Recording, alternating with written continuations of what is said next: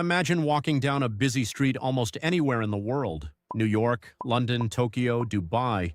You look around, and sooner or later, you'll probably spot one. A watch with a simple crown on the dial, Rolex. For many people, it's the ultimate symbol of success.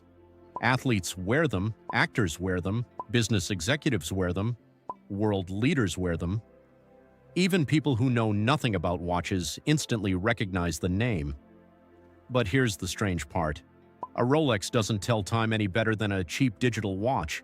A $20 watch can be more accurate. Your smartphone is even more precise.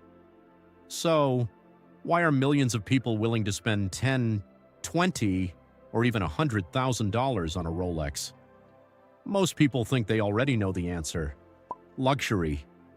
After all, Rolex is one of the world's most famous luxury brands. Expensive materials, Swiss craftsmanship, prestige. Simple. But here's the surprising part. Luxury alone doesn't explain Rolex. There are watches made from the same gold, using similar movements, built by equally talented watchmakers. Yet somehow, Rolex became the name everyone knows, which raises an even bigger question. What is the real secret behind Rolex? To answer that, we need to go back more than a century. In 1905, a 24-year-old businessman named Hans Wilsdorf wasn't trying to build a luxury empire. He wasn't even making watches. Instead, he founded a small company in London that imported Swiss watch movements and placed them into watch cases. At the time, pocket watches dominated the market. Wristwatches were often seen as jewelry, especially for women. Most people believed they were too small, too fragile, and far too inaccurate for serious use. But Wilsdorf saw something everyone else ignored. The future would be worn on the wrist. The problem was convincing the world. Back then, accuracy was everything. If a watch couldn't keep perfect time, people wouldn't trust it. So Wilsdorf focused obsessively on precision. In 1910, one of his wristwatches became the first ever to receive a Swiss chronometer certification, an extraordinary achievement. Then, just a few years later, another Rolex earned a prestigious precision certificate in Britain. Suddenly, people realized wristwatches could be just as reliable as pocket watches. Rolex wasn't selling jewelry, it was selling trust, but accuracy wasn't enough.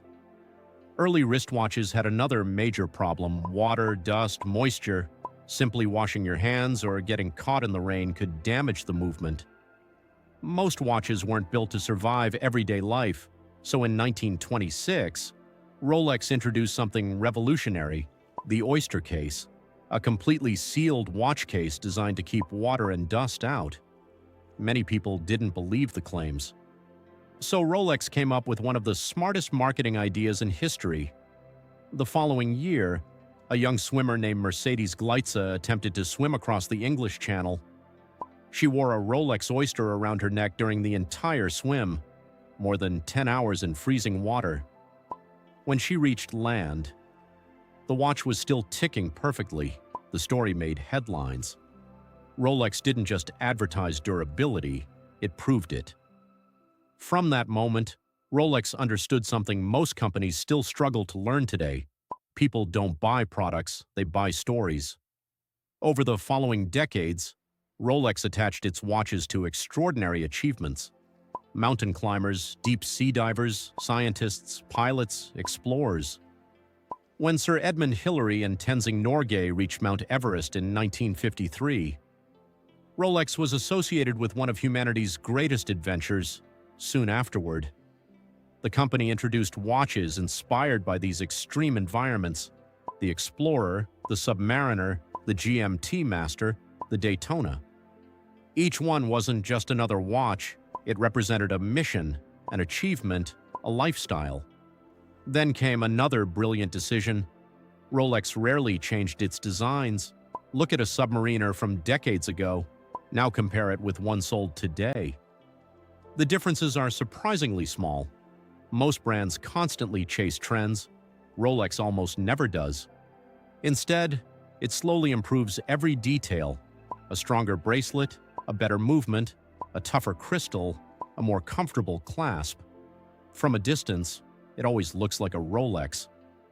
That consistency created something incredibly valuable: timelessness.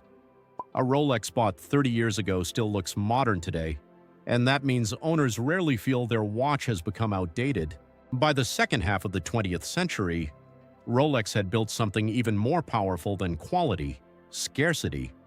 Walk into many Rolex boutiques today, and you may discover that the watch you want simply isn't available. You can join a waiting list, wait months, sometimes years. This surprises many people. How can one of the world's biggest luxury brands constantly run out of stock?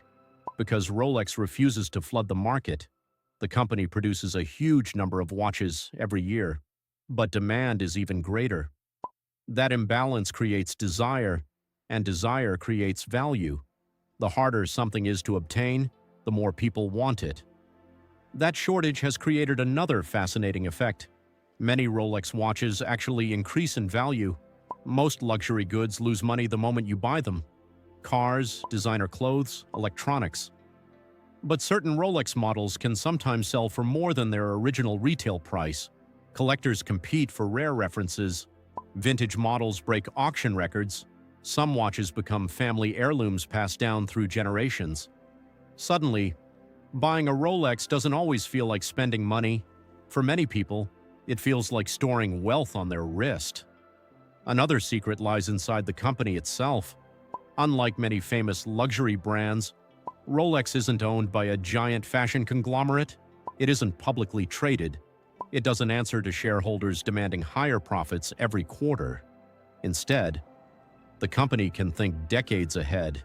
It invests heavily in manufacturing, research, testing, quality control. Every component is carefully inspected before leaving the factory. Rolex isn't trying to make the fastest profit. It's trying to protect a reputation built over more than 100 years. Of course, Rolex isn't perfect. Some critics argue the company deliberately limits supply to increase demand. Others believe many models are overpriced for what they actually offer. The resale market has also encouraged speculation. Some buyers aren't interested in wearing the watches at all. They simply hope prices will continue rising. Counterfeit Rolex watches have also become one of the biggest problems in the luxury industry. Modern fakes can look remarkably convincing. All of this has made buying certain models more complicated than ever. Rolex remains admired, but it is also one of the most debated brands in the watch world. Today, when people think about Rolex, they usually picture celebrities, luxury, success, millionaires, but those are the result, not the cause. Rolex became an icon because it mastered something far more valuable than watchmaking. It mastered perception. It built trust through precision, reputation through reliability, desire through scarcity, status through consistency. For more than a century, the company has resisted short-term trends while quietly improving the same formula. The next time you see that small golden crown on someone's wrist, remember, you're not just looking at a watch. You're looking at one of the greatest branding strategies ever created, and perhaps that has always been the real secret behind Rolex. Thanks for watching. If you enjoyed this story, make sure to like, subscribe, and turn on notifications so you never miss the next one. Until next time, behind every fortune, there's a story.